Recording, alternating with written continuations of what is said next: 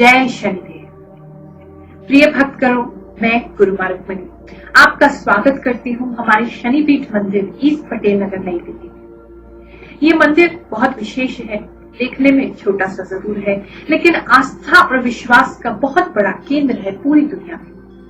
133 देशों से लोग यहाँ पर आते हैं या हमसे वीडियो कॉल या फोन कॉल के माध्यम से संपर्क करते हैं और भगवान श्री शनिदेव के सामने अपनी अर्जी लगाते हैं, अपनी मन्नतें मांगते हैं और भगवान श्री शनिदेव की कृपा से उनके जीवन में बहुत सुधार होता है, उनका जीवन समृद्ध बनता है।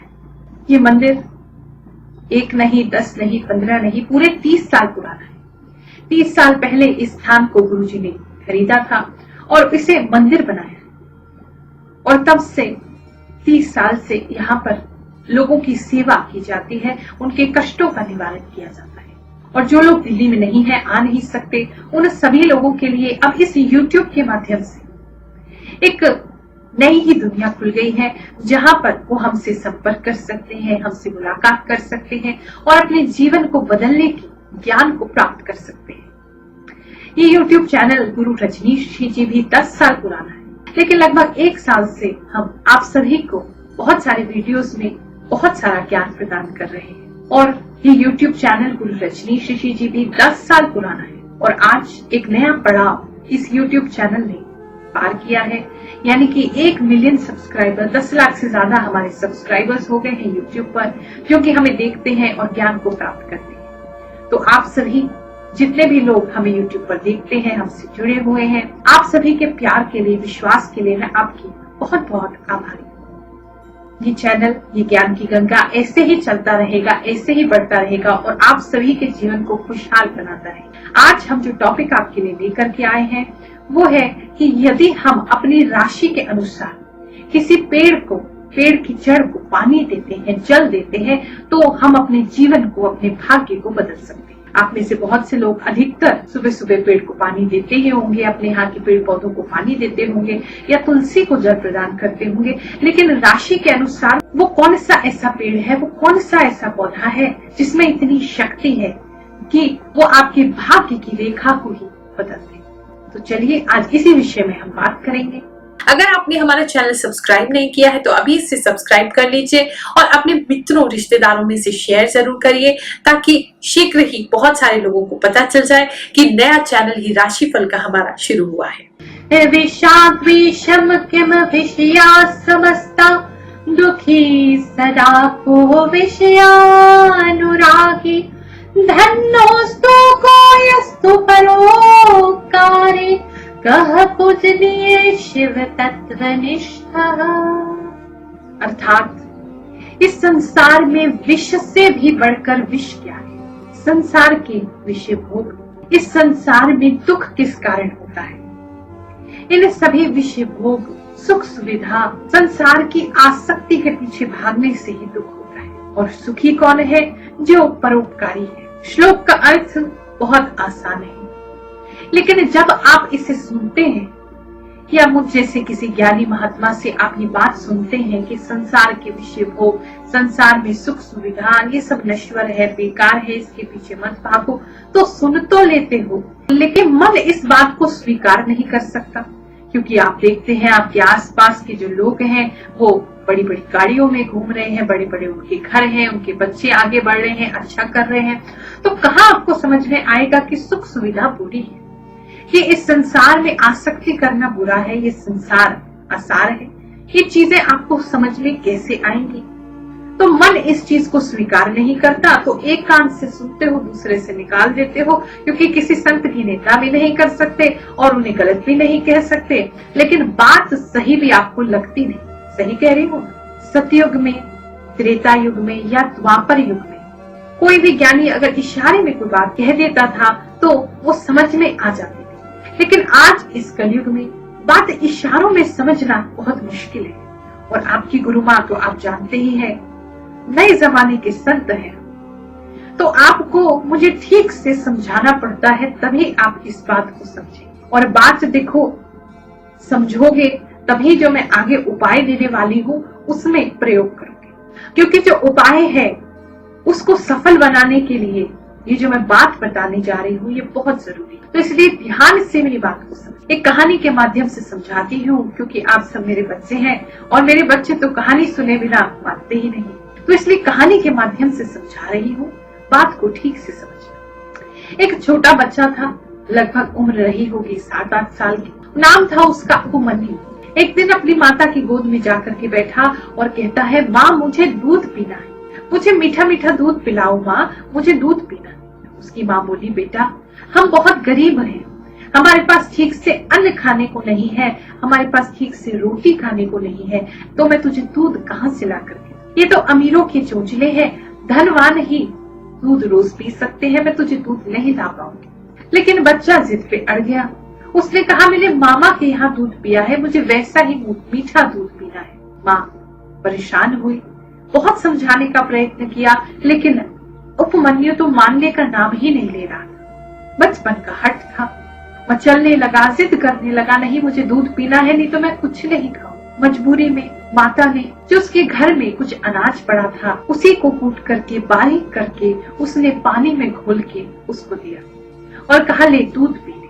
बच्चे ने दूध को जैसे ही मुंह से लगाया और छोड़ करके कहता है, माँ ये असली दूध नहीं, मुझे तो असली दूध पीना है, ये नकली दूध है। माँ रोने लगी, बेटा मेरे पास तेरे लिए बस यही है, मैं तेरे लिए दूध नहीं ला सकती। आज यदि मैं किसी से मांग कर भी तेरे लिए दूध लेकर के आ जाऊं तो रोजाना मैं तुझे दूध नहीं पिला पाऊं। आज यदि मैं तुझे दूध पिला देती हूँ तो तेरी जबान पे फिर दूध चढ़ जाएगा और तू रोजाना उसकी इच्छा करेगा, और इतनी सामर्थ्य, इतना पैसा मेरे पास है नहीं। उपमन्यु ने अपनी माता के आंसू पोंछ करके उसे कहा, माँ तू रो मत, मुझे ये बता कि हम गरीब हैं लेकिन ये अमीर कैसे बनते हैं? मामा या और लोग जो हमारे आसपास के हैं, रिश्तेदार हैं, वो सब अमीर क्यों हैं? माँ ने कहा, बेटा यह हमारे पिछले जन्मों का कर्म फल है, उसी फल के कारण आज हम गरीब हैं। उपमन्यु छोटा बालक है, बिल्कुल निर्दोष है। उसने माँ से पूछा, तो माँ क्या हम इस कर्म के फल को बदल नहीं सकते?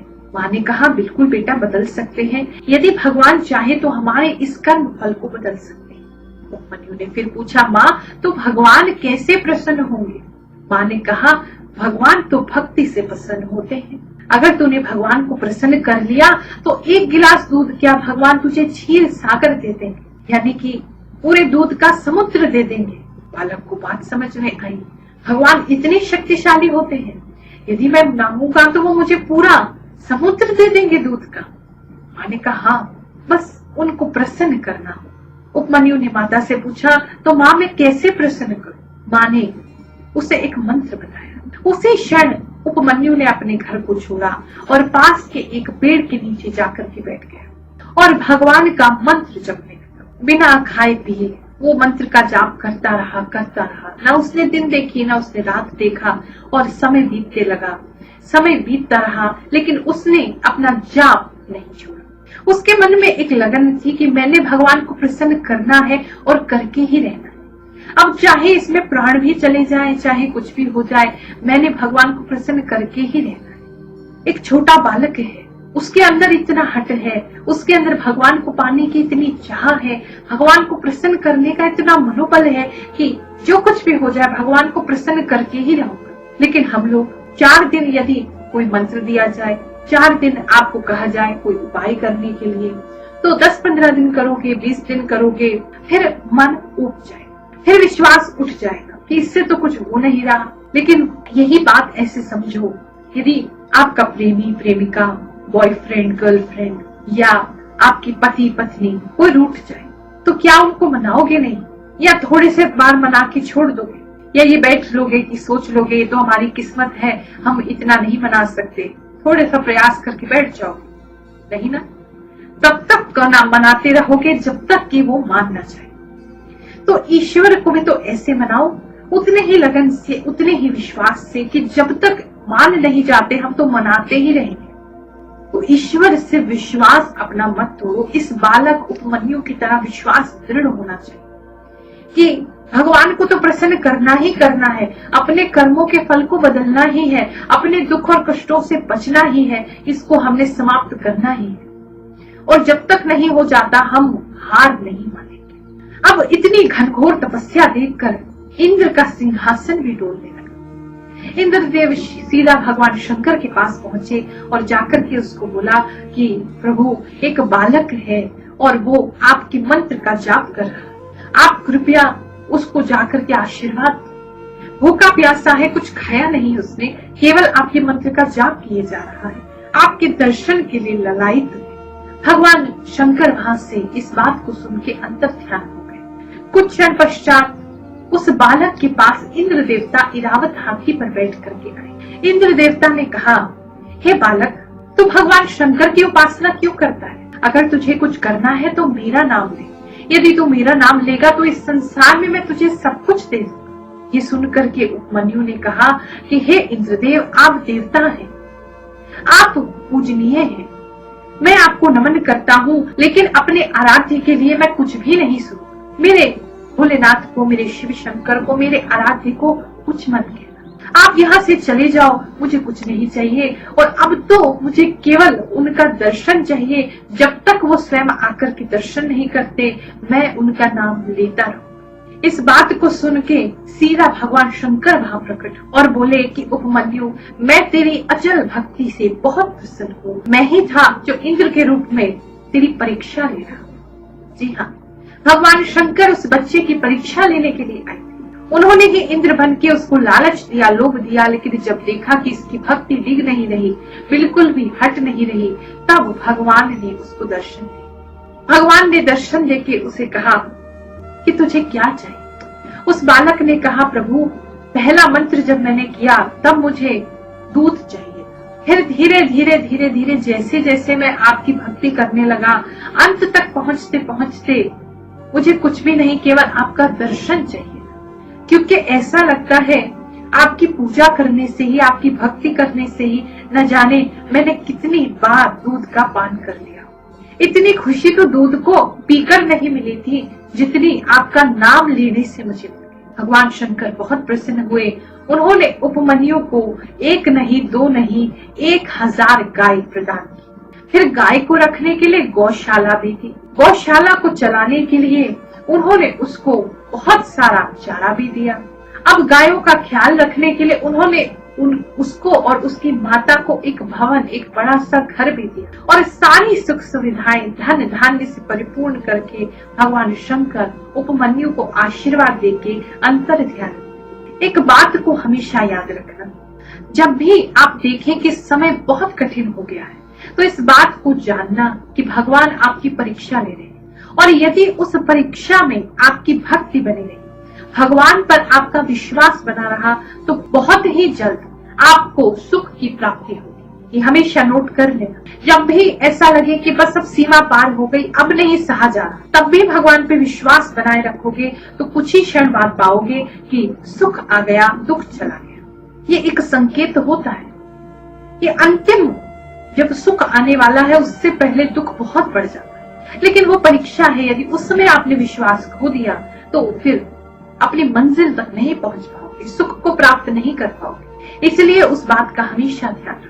यदि कष्ट बहुत बढ़ गया है तो समझ लो बस मंजिल मिलने ही वाली है, लेकिन भगवान पे विश्वास मत छोड़ो। अब जो उपाय मैं आपको बताने जा रही हूँ, उस उपाय में कुछ चीजों का प्रयोग करना है और सबसे पहली चीज तो यही है आपका विश्वास।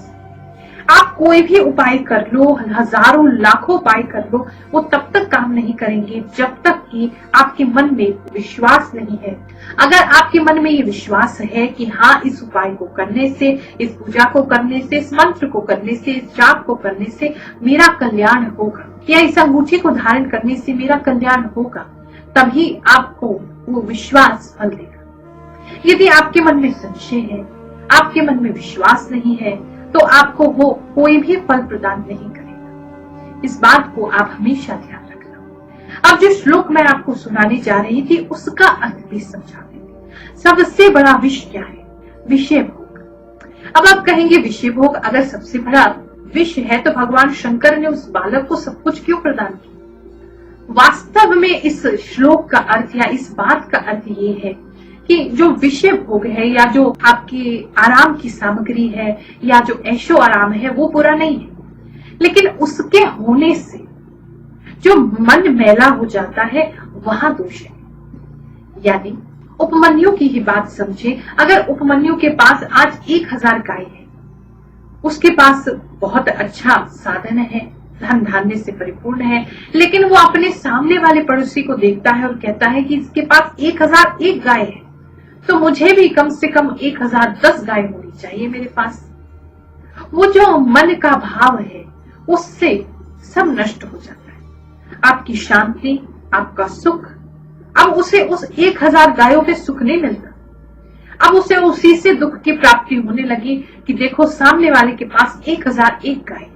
आप YouTube पे बहुत से लोगों को देखते होंगे या अपने आसपास रिश्तेदारों में बहुत से लोगों को देखते होंगे, उन्हें देख करके मन में कहीं ना कहीं संकोच होता होगा। देखो आज ही हमसे कितने ऊपर बढ़ गए हैं, इनके पास सब कुछ है, हमारे पास नहीं है, ये सुखी है, हम सुखी नहीं है। तो वो जो भाव है वो दुख का कारण बनता है। तो इसलिए ना तो धन बुरा है, ना धन से कमाई हुई चीजें बुरी है, ना ही ये सुख सुविधा बुरी है, लेकिन मन में इससे लालच, मन में असंतोष, मन में फिर से भागने दौड़ने की इच्छा कि हम फिर इन चीजों के पीछे भागे, ये जो 99 का चक्कर है, अगर उसके अंदर आप भागते रहोगे तो सब कुछ नष्ट हो जाएगा। विष के समान है, ये अंदर ही अंदर आपको नष्ट करेगा। तो सुखी कौन है?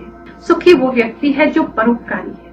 यानी आज अगर आपकी सामर्थ्य है कि एक रोटी आपके पास है तो उसे भी किसी के साथ बांट के खाना, ये परोपकार है।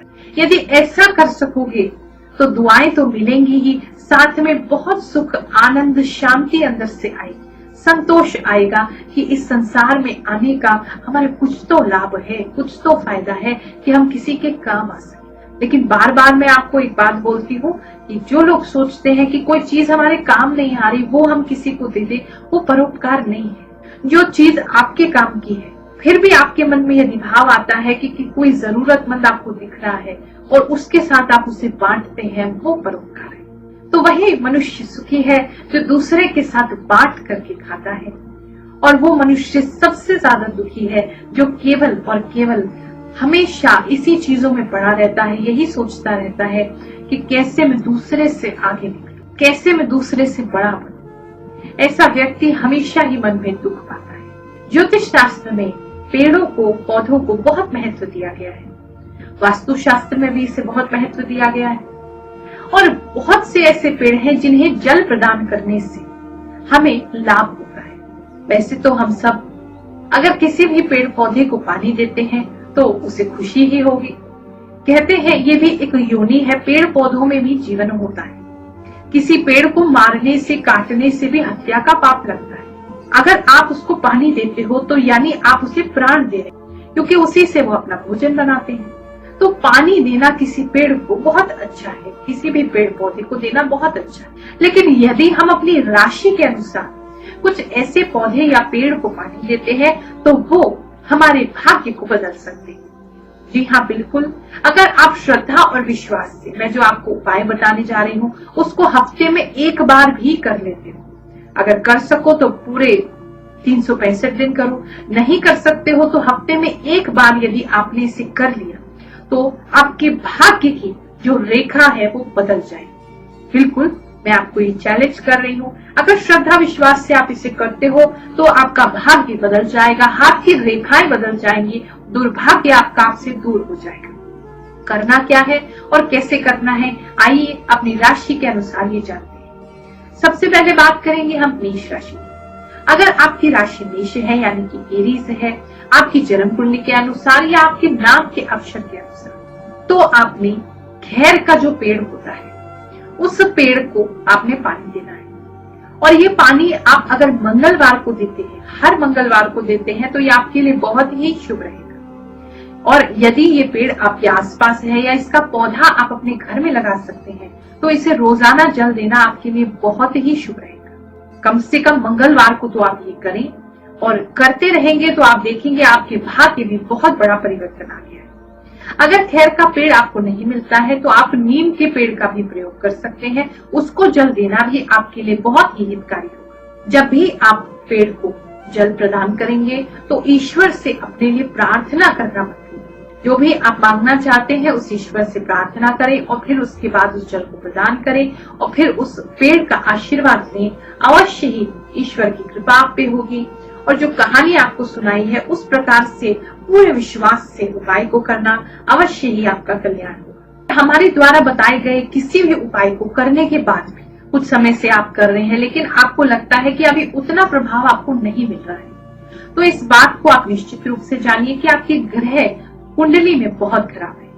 क्योंकि जब कुंडली में ग्रह बहुत ज्यादा खराब हो जाते हैं तो ऐसे में छोटे मोटे उपाय करने से हमें पूरा लाभ प्राप्त नहीं होगा। उस स्थिति में भी आप घबराए नहीं, आपकी गुरु माँ रुक्मणी आपके साथ है। हमारे नंबर आपकी स्क्रीन पर आ रहे हैं, उनमें से किसी भी नंबर पे आप हमारे यहाँ संपर्क करें, हमसे एक अपॉइंटमेंट बुक कराएं।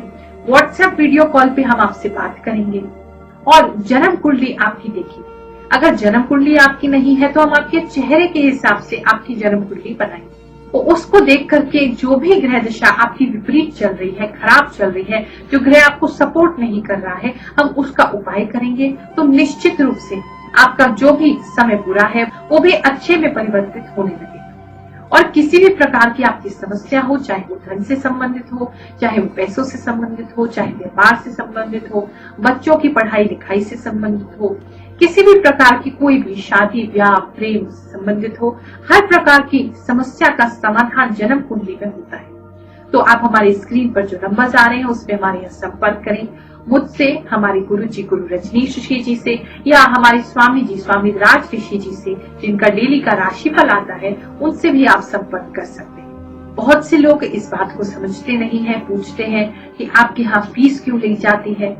देखिए, इस व्यवस्था को चलाने के लिए जो शनिपीठ मंदिर है, इसकी व्यवस्था को चलाने के लिए ये जो वीडियोस हम आपके लिए लेकर के आते हैं, इसे बनाने में भी तो खर्चा होता है।